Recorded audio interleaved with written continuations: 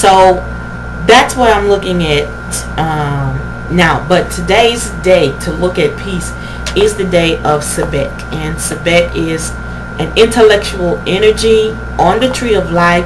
Sebek ranks pretty low. It ranks out of 11 spheres. Sebek ranks number 8.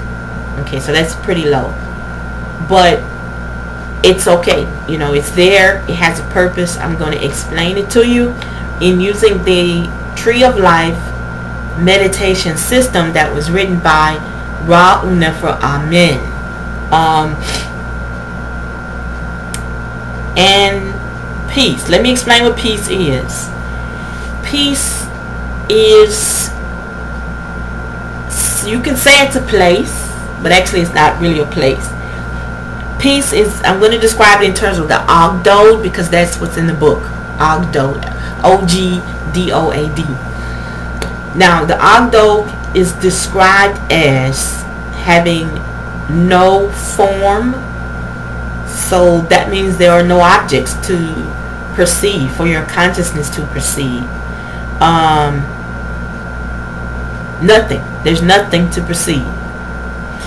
Then also there's no movement. It's also called nirvana. No emotions. The Ogdoad has no emotions. There's absolute darkness. Absolute darkness. No movement, no time, no space. The only thing there is pure consciousness. That's it. Pure consciousness, pure matter. There's energy there, but it's no movement. So it's still, absolute still energy, matter, consciousness, will. That's it. It's hard to imagine. It's very abstract.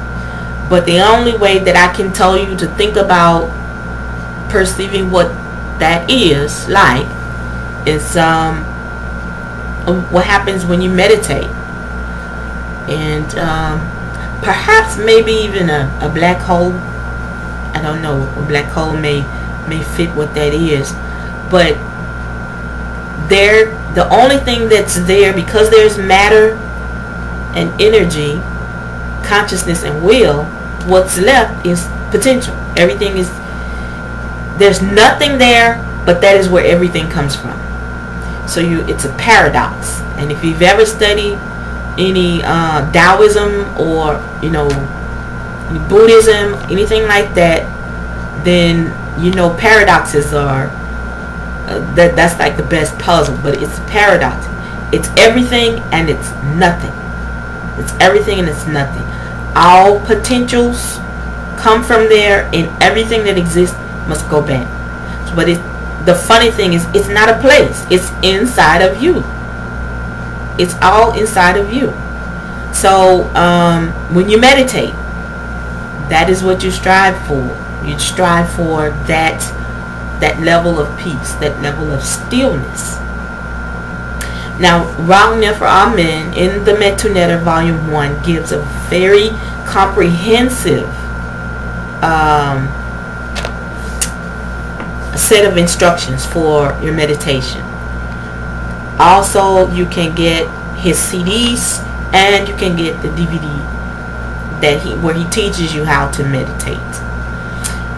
I use the CD myself, so that's what I'm used to using. The CD teaches you how to get into that state through breathing and rhythmic breathing. So it's a wonderful thing. Once you tap into that, you're gonna have to go back. It's somebody, friend of mine said, there's no high, no outside means of reaching this state that can explain it.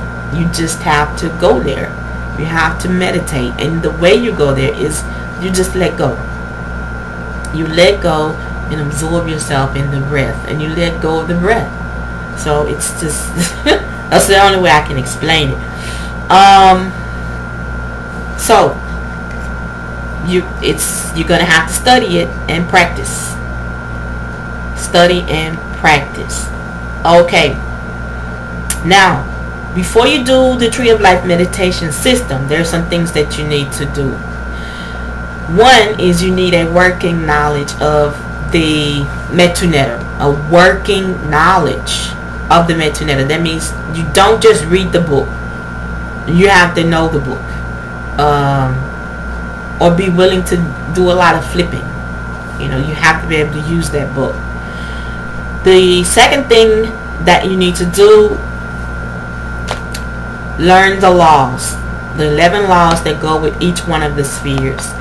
Ra Un Nefer Amen has written Ma'at, the 11 laws of God. Now keep quoting the name Ra Un Nefer Amen, but you have to understand he got his information from the pyramid and coffin texts, so that means anybody can do it. But he's a sage. He's gone through initiations. He's done what he needed to do to be able to bring you this information. So you can use, he designed the system. You can use a system designed by Metu Neter or, you know, anyone else. I've chosen Ra Un Nefer. So don't get caught up on a name.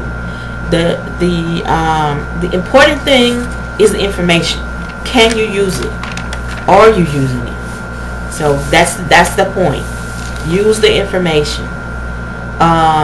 Okay, so let's go read the Metu Neter, gain a working knowledge of it, learn the 11 laws, and then in the book Tree of Life meditation system, learn the corresponding affirmations. You'll find those on pages 222 through 227. And finally, learn the Heka. The Heka are words of power. So you will be using all of this in order to participate in the Tree of Life meditation system. And this system allows you to bring some order to your life just by using it every day. Today's day for me, like I said, is Sebek. Sebek, S-E-B-E-K. And Sebek is an intellectual energy. So the names, these spheres are just energy, really, but they've been given names and personalities. They all fit into a story, and it's because the energy is so abstract.